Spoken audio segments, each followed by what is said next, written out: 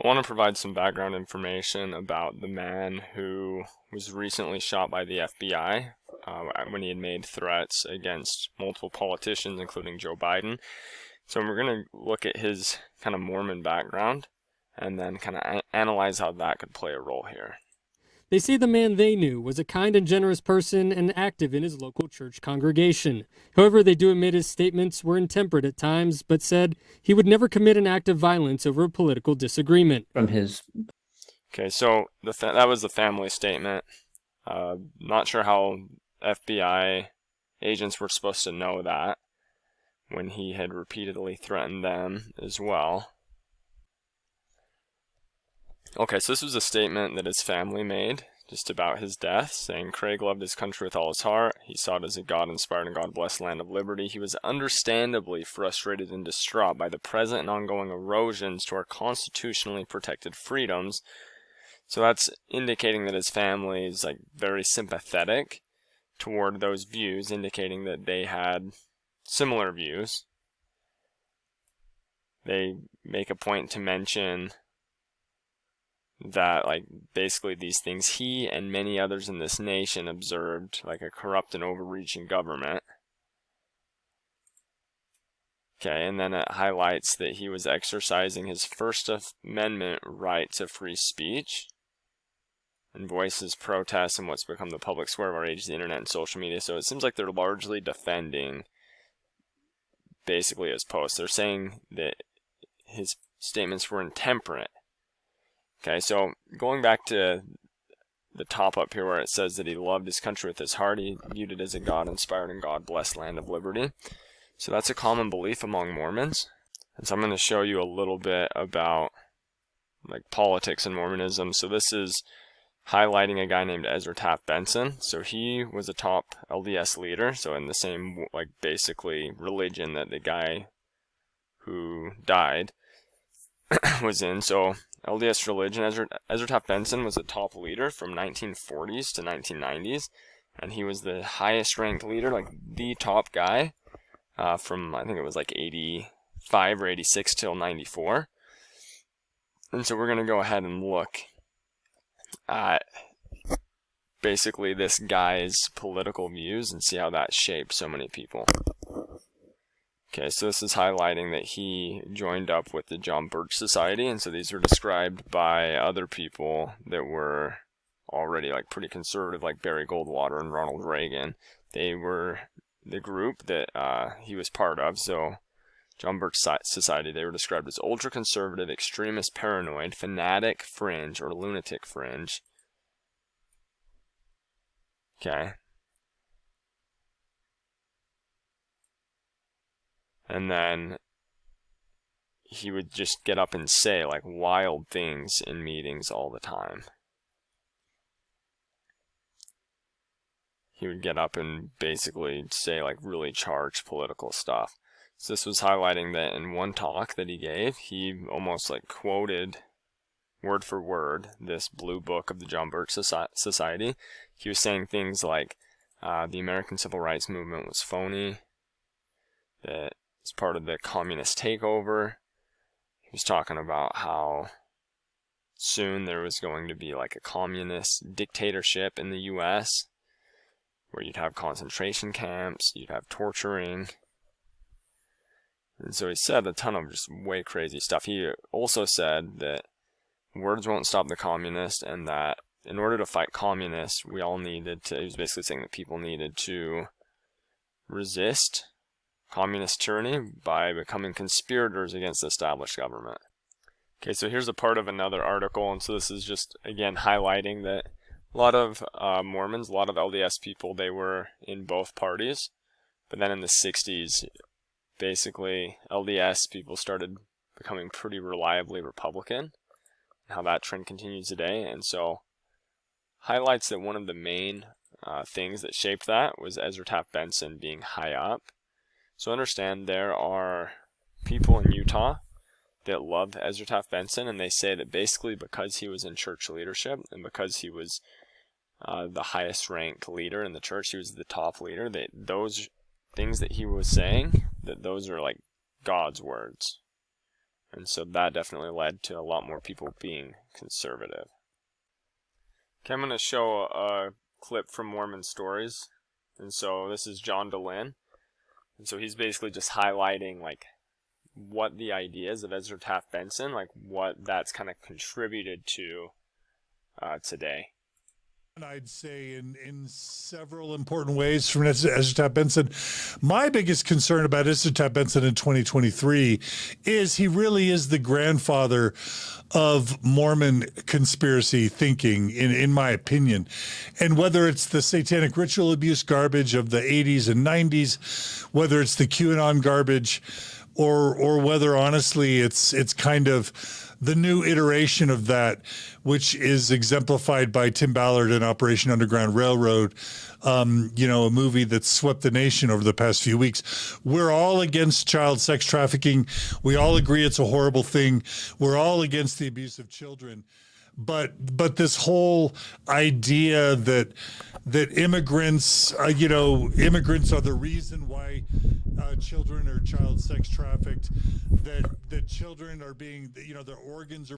Okay, so real quick, he's basically just setting up the idea that a lot of conspiratorial thinking that Mormons buy into, that was shaped by Ezra Taft Benson. Now, if you remember, there were the quotes that we looked at where he was basically saying like fight against the government, where he was talking about how the government was like infiltrated with communists.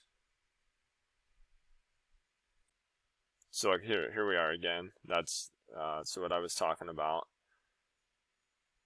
Where he says that American citizens. So this is a quote from Benson. It says American citizens can no longer resist the communist conspiracy as free citizens, but can resist communist tyranny only by themselves becoming conspirators against established government. So that's the kind of reason like why John Dehlin is saying like Benson was the father of a lot of this like kind of thinking that like all these top government officials are just doing horrible things and you have to fight against the government.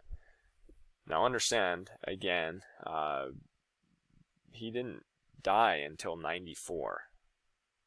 So there are plenty of people who are around today that were between, like there's people that were like toddlers when Benson was alive that are now like in their early 30s. There's people that were even, if he died around 30 years ago, there's people that were even like in their 50s that are now in their 80s. There's people that were adults that were listening and reading Benson's talks and ideas, and then those were getting passed down in families and in communities. So when I was an intern in the state legislature, and there were in Utah, during the Utah legislative session, there were interns that were at LDS, and there were these really conservative politicians in Utah that were trying to give their interns these Ezra Taft Benson books. And they're telling their LDS interns, like, look, what this guy was saying, that's true because he was the prophet. He was the top leader. And so understand just the way that culture has been formed by that guy being so high up. Let's go back and finish what John was saying. They're being harvested so that Oprah and Tom Hanks can, use their excretions from their organs to, look a little bit younger. The types of conspiracy thinking that continues to dominate conservative Orthodox Mormon thought, not to mention Julie Rowe, not to mention the preppers.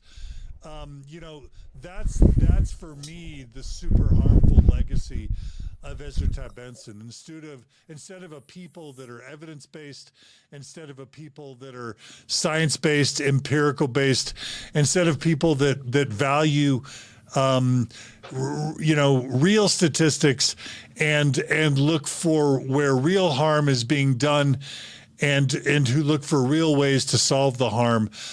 Too much of Orthodox Mormonism is wrapped up in QAnon conspiratorial garbage and prepperism garbage that is an embarrassment frankly, to the Mormon people.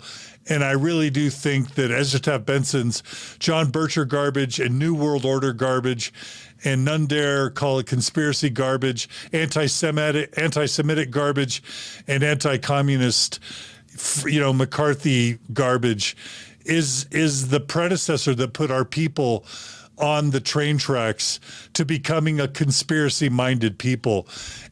Yeah. So points that he brought up there. I just wanted to highlight because, again, with Ezra Taft Benson being a big John Birch guy, wanted to go back to this article and just emphasize again. So John Birch Society, and this, if you've heard of like Charles and David Koch, like their dad was a founding member. They're like really radical, right-wing like funders. But this isn't the description that like liberals are giving the group. These are like other conservatives. Again, Barry Goldwater, Ronald Reagan, describing the group as ultra-conservative, extremist, paranoid, fanatic fringe, or lunatic fringe. And Ezra Taft Benson was like a huge supporter of them. So again, that's a little bit of the background with the religion of the guy who was shot by the FBI after having wild posts. And I thought this could be beneficial to look at some of the actual quotes. So if you see right here, these are some of the posts that the guy made. So he has one where he says that he sees Joe Biden's body in a dark corner of a DC parking garage with his head severed, lying in a huge puddle of blood. And again, his family's calling that his First Amendment right. Freedom of speech. Perhaps Utah will become famous this week as the place of a sniper took out Biden the Marxist. I hear Biden is coming to Utah, digging out my old ghillie suit and cleaning the dust off. Welcome, buffoon-in-chief. Hey, FBI, you still monitoring my social media, checking so I can be sure to have a loaded gun handy in case you drop by again. So they had already visited him before, and the interaction didn't go well.